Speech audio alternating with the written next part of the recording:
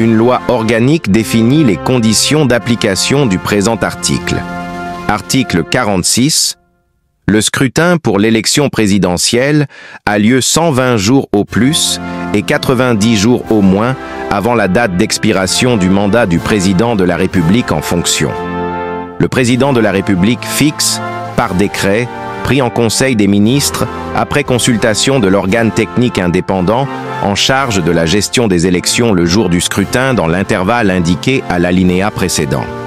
Les candidatures sont déposées au greffe de la Cour constitutionnelle 55 jours au plus tard avant la date du scrutin. Un collège multidisciplinaire de médecins assermentés, institué par la Cour constitutionnelle, entre en fonction à compter de la date de clôture du dépôt des candidatures. Article 47. La Cour constitutionnelle arrête et publie la liste des candidats 45 jours au plus tard avant le jour du scrutin. À la suite de cette publication, le président de la République convoque les électeurs par décret en Conseil des ministres. Article 48. La campagne électorale est ouverte par décret du président de la République 30 jours avant le jour du scrutin et close 48 heures avant celui-ci. Tout candidat à l'élection présidentielle est tenu d'être présent sur le territoire national depuis le dépôt de sa candidature jusqu'à la proclamation des résultats définitifs, sauf cas de force majeure dûment constaté par la Cour constitutionnelle. Une loi organique détermine les conditions d'application du présent article. Article 49.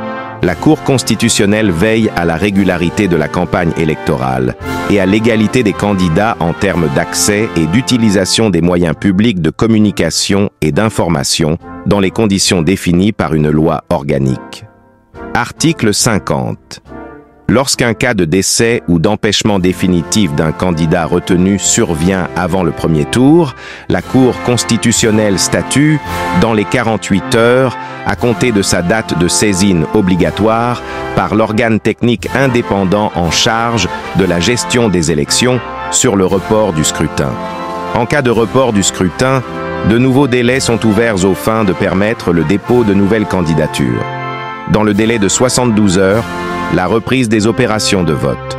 Article 51. Avant la proclamation des résultats définitifs du premier tour, lorsque le décès ou l'empêchement définitif d'un candidat au premier tour concerne les deux candidats ayant recueilli le plus grand nombre de suffrages, la Cour constitutionnelle, obligatoirement saisie par l'organe technique indépendant en charge de la gestion des élections, prononce, dans le délai de 72 heures, la reprise des opérations de vote. Article 52. Après la proclamation des résultats définitifs du premier tour, lorsqu'un cas de décès ou d'empêchement définitif concerne l'un des deux candidats qui recueille le plus grand nombre de suffrages et constaté par la Cour constitutionnelle obligatoirement saisie par l'organe technique indépendant en charge de la gestion des élections, prononce dans un délai n'excédant pas 72 heures la reprise des opérations de vote. Si le candidat restant est celui qui a obtenu la majorité des votes au premier tour, la Cour constitutionnelle déclare admis au second tour le candidat arrivé en troisième position. Article 53. Lorsqu'un cas de décès ou d'empêchement définitif concernant le candidat qui recueille le plus grand nombre de suffrages à l'issue du second tour est constaté avant la proclamation des résultats définitifs ou avant l'investiture de ce dernier, la Cour constitutionnelle, obligatoirement saisie par l'organe technique indépendant en charge de la gestion des élections, prononce dans un délai n'excédant pas 72 heures la reprise des opérations de vote. Article 54. Dans les différents cas évoqués aux articles 50 à 53, une nouvelle date du scrutin est fixée par le président de la République dans un délai n'excédant pas 30 jours à compter de la décision de report. Article 55.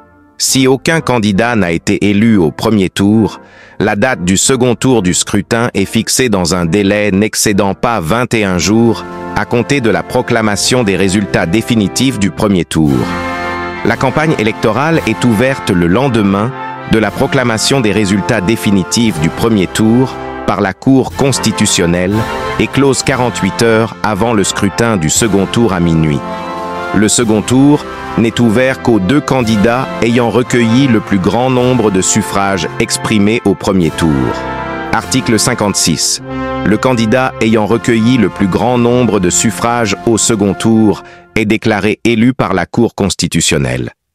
En cas d'égalité entre les 2 candidats, le candidat ayant recueilli le plus grand nombre de suffrages au premier tour est déclaré élu. Article 57.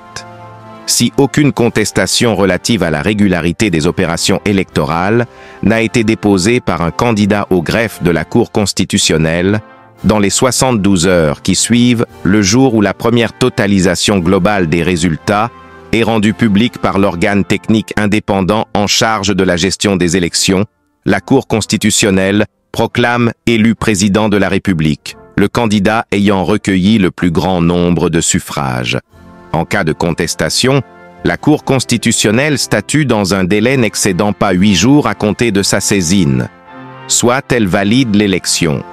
Dans ce cas, son arrêt emporte proclamation des résultats définitifs, soit elle rend un arrêt d'annulation de l'élection.